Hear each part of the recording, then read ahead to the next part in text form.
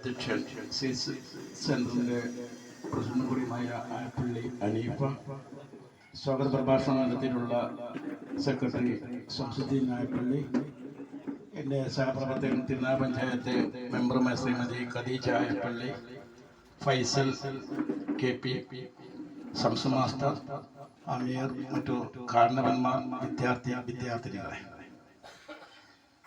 സ്വാഗത പ്രഭാഷണത്തിൽ Medippara culture centre രൂപീകൃതമായ അന്ന് മുതൽ ആരംഭിച്ച പരിപാടിയാണ്. ഏറ്റവും നല്ല റിസൾട്ട് കൈവരിക്കുന്ന കുട്ടികളെ ആദരിക്കുക എന്നുള്ളത് എല്ലാ വർഷവും നടത്തി വരികയാണ്. ഇപ്രാവശ്യത്തെ ആദരവിൽ വളരെ സന്തോഷകരമായ ഒരു റിസൾട്ട് നമുക്ക് വന്നു ചേർന്നിട്ടുണ്ട്. MBBS പാസ്സായ കുട്ടിയുണ്ട്. അങ്ങനെ ഇത് പരിശോധിക്കുമ്പോൾ ഈ ഘട്ടത്തിൽ പറയാനുള്ളത്, ഞങ്ങൾ പഠിച്ച കാലഘട്ടങ്ങളല്ല ഇപ്പോൾ നിങ്ങളുടെ മുന്നിലുള്ള അവസരങ്ങൾ.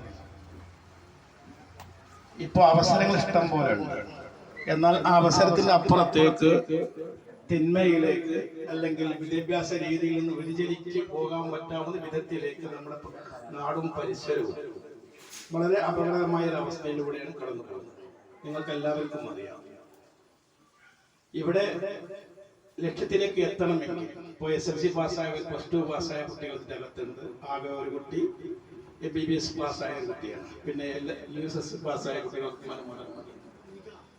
ഇവിടെ നിങ്ങൾ ശ്രദ്ധിക്കപ്പെടേണ്ടത്, നിങ്ങളിപ്പോൾ ഇന്ന് ഈ ചെറിയ അവാർഡ് വാങ്ങുമ്പോൾ നിങ്ങളുടെ രക്ഷിതാക്കൾ, നിങ്ങളെ പഠിപ്പിച്ച അധ്യാപകന്മാർ ഏറ്റവും സന്തോഷ നിമിഷത്തിലാണ്.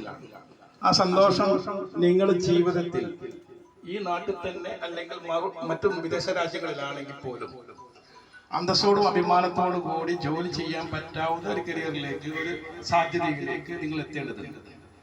പെൺകുട്ടികളെ സംബന്ധിച്ചോളം അധികം +2 ആയാലും ഇപ്പോഴത്തെ റിസൾട്ടുകൾ നമ്മൾ എല്ലാ വർഷവും ഇങ്ങനെ കാണുമ്പോൾ +2 കഴിഞ്ഞാൽ പിന്നെ ഒരു കുട്ടീനെയും കാണുന്നില്ല. ഒറ്റപ്പെട്ട കേസുകൾ മാത്രമാണ് തുടർ പഠനത്തിൽ ഇവരെ കാണുന്നത്. ഇപ്പോ എല്ലാവരും തന്നെ നന്നായി പഠിപ്പിക്കുവാൻ, പണമില്ലാത്തവരും കടം വാങ്ങിയിട്ടാണെങ്കിൽ തന്റെ മക്കൾക്ക് തന്നെക്കാട്ടിലേറെ വിദ്യാഭ്യാസം കിട്ടണമെന്ന പ്രതീക്ഷയോട് കൂടിയാണ് ഓരോ രക്ഷിതാവും നിങ്ങൾ ഓരോ വിദ്യാലയത്തിലേക്ക് പറഞ്ഞയക്കുന്നത്. അവിടെ നിങ്ങൾ പഠിക്കുക എന്നുള്ള ഒരു കൃത്യമായ തീരുമാനം നിങ്ങളിൽ ഉണ്ടാകണം. ഇപ്പോൾ SLC പാസ്സായവർ +2 ഇനത്തിൽ ഇനി മുന്നോട്ട് ഒരുപാട് ദൂരം പോകാനുണ്ട്. ഇവിടെ മഹാനായ CHന്റെ പേരിലാണ് ഈ അവാർഡ് നൽകുന്നത്. മർഹൂം CH വിദ്യാർത്ഥികൾക്കായി, പ്രത്യേകിച്ച് നമുക്കറിയാം, കേരളത്തിലെ വിദ്യാഭ്യാസ രംഗത്ത് വിപ്ലവം രചിച്ച നേതാവാണ്. അദ്ദേഹത്തിന്റെ മുദ്രാവാക്യം എന്ന് പറഞ്ഞാൽ പഠിക്കുക, വീണ്ടും പഠിക്കുക, വീണ്ടും പഠിക്കുക എന്നാണ്. കാരണം ഒരു മനുഷ്യൻ അവൻ മരണം വരെ പഠിച്ചുകൊണ്ടിരിക്കുക, അത് നിറവേറ്റുക എന്നുള്ളതാണ്. നിങ്ങൾ ഒരുപാട് പ്രതീക്ഷിച്ച് നിൽക്കുന്ന ഒരുപാട് രക്ഷിതാക്കളുണ്ട്. നമ്മൾ ഇന്ന് നിങ്ങളെല്ലാവരും ശ്രദ്ധിച്ചാൽ മതി. ഓരോരുത്തർക്കും ഒരു സ്വയം വിമർശനത്തിന് വിധേയമാകണമെങ്കിൽ രാത്രി 10 മണി 10:30 മണി മുതൽ ഈ FIR റിപ്പോർട്ട് ചെയ്യാറുണ്ട് ചാനലുകൾ, കുറ്റകൃത്യങ്ങൾ. ആ കുറ്റകൃത്യങ്ങൾ പരിശോധിക്കുമ്പോഴൊക്കെ കാണാം വിദ്യാർത്ഥികളുടെ പേരും കടന്നു കൂടാറുണ്ട്. അപ്പൊ നമ്മളെ വ്യതിചലിപ്പിക്കാൻ ആവശ്യമാകുന്ന ഘടകങ്ങൾ നമ്മൾ പഠിക്കുന്ന സ്ഥാപനത്തിന്റെ പരിസര പ്രദേശത്തായാലും നമ്മുടെ നാട്ടിലായാലും ഉണ്ട് എന്നുള്ളതാണ്. അത് തിരിച്ചറിയുവാനുള്ള കഴിവ് നിങ്ങൾക്കുണ്ടായിരിക്കണം.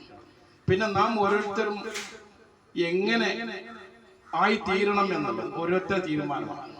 ഞങ്ങൾ നിങ്ങൾക്ക് ഉപദേശം തരുമ്പോൾ അല്ലെങ്കിൽ ഞങ്ങൾ പ്രത്യേകമായി മറ്റു ഘട്ടത്തിലേക്ക് കടക്കുന്ന സമയത്ത് ഗൈഡൻസ് അല്ലെങ്കിൽ നിർദ്ദേശങ്ങളൊക്കെ നൽകാറുണ്ട്. ചില വിദ്യാർത്ഥികൾ ഇഷ്ടപ്പെടില്ല.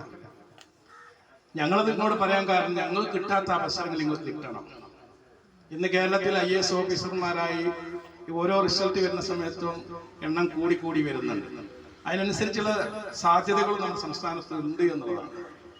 അപ്പോൾ നിങ്ങൾ ഞാൻ ആരായിത്തീരണം എന്ന ഒരു മനസ്സ്, ഒരു ഉറപ്പ്, ഒരു തീരുമാനം, അല്ലെങ്കിൽ എനിക്ക് പറ്റാവുന്ന സബ്ജക്റ്റ് ഏത് മേഖലയിലേക്കാണ് ഓരോരുത്തരുടെ രുചി എന്ന് മനസ്സിലാക്കി തിരിച്ചറിഞ്ഞ് അതനുസരിച്ച് കൊണ്ട് മുന്നോട്ട് പോവുക.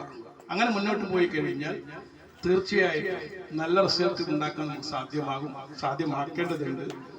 കാരണം ഞങ്ങൾക്ക് പഞ്ചായത്ത് മെമ്പർമാരും ഉത്തരവാദിത്തപ്പെട്ട് സാധിച്ചിരിക്കുന്ന സമയത്ത് പൊതുസേവന രംഗത്ത് ഇപ്പോൾ വിദ്യാർത്ഥികളെ കാണാറില്ല. ഇപ്പൊ 5 മാർക്ക് കിട്ടാൻ വേണ്ടിയിട്ട് കാണാം ഇപ്പൊ ഈ വർഷം ഉണ്ടായിട്ടില്ല. എല്ലാ കുട്ടികളും ഓടി വരാറുണ്ട്. ഞങ്ങളൊക്കെ പഠിക്കുന്ന ഘട്ടങ്ങളിലൊക്കെ തന്നെ പൊതുരംഗത്തുള്ള വിഷയങ്ങളിൽ ഇടപെടാറുണ്ട്. അത് പഠനം കഴിഞ്ഞതിന് ശേഷം. അപ്പോ പൊതുവിദ്യാഭ്യാസ രംഗത്ത് നമ്മൾ സംസ്ഥാനം കൈവരിച്ചിട്ടുള്ള ഒരുപാട് നേട്ടങ്ങളുണ്ട്. അത് കേരളത്തിന് അപ്പുറത്തേക്ക് മറ്റു സംസ്ഥാനങ്ങളിലില്ല.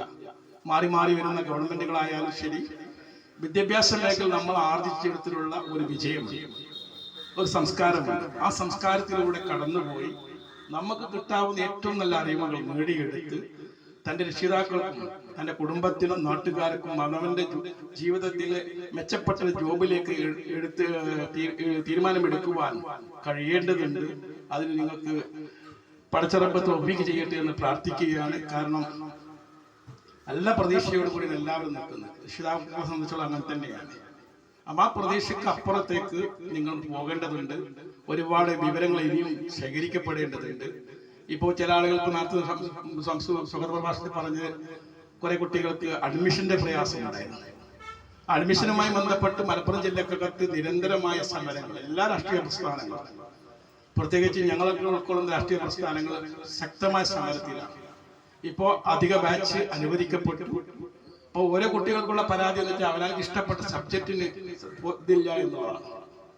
എന്നിരുന്നാലും നമ്മളുള്ള അവസരങ്ങൾ ഉപയോഗപ്പെടുത്തിക്കൊണ്ട് പഠനത്തിൽ മുന്നേറി പോകണം. നിങ്ങൾ നല്ല രീതിയിലേക്ക് ഇനിയും ഒരുപാട് അറിവുകൾ നേടിയെടുക്കണം. ഇതൊരു തമാശയായി കാണരുത്, ഗൗരവത്തോടു കൂടി നിങ്ങളുടെ ജീവിതത്തിലെ ഏറ്റവും നിർണായക ഘട്ടമാണ് ഈ സമയം. ഈ ഘട്ടത്തിൽ നിങ്ങൾക്ക് നേടിയെടുക്കാൻ കഴിഞ്ഞാൽ പിന്നെ നിങ്ങൾ തിരിഞ്ഞു നോക്കേണ്ടതില്ല. നിങ്ങളെ സല്യൂട്ട് ചെയ്യുവാനും നിങ്ങളെ ആദരിക്കുവാനും സമൂഹം, നാടും കുടുംബം നിങ്ങൾക്ക് വേണ്ടി കാത്തിരിക്കും എന്ന് ഓർമ്മപ്പെടുത്തിക്കൊണ്ട് വിജയിച്ച എല്ലാ വിദ്യാർത്ഥികളോടും എല്ലാവിധ ആശംസകളും നേർന്നുകൊണ്ട് ഇനിയും ഉയരങ്ങളിലേക്ക് എത്തുവാനും ഇതിനെക്കാട്ടും വലിയ റിസൾട്ടുകൾ ഉണ്ടാക്കിയെടുക്കുവാൻ കഴിയട്ടെ എന്ന് പ്രാർത്ഥിച്ചുകൊണ്ട് ഈ മഹത്തായ ഈ അവാർഡ് ദാന ചടങ്ങ് ഉദ്ഘാടനം ചെയ്തതായി അറിയിച്ചു കൊള്ളുന്നു. ജയ് ഹിന്ദ്.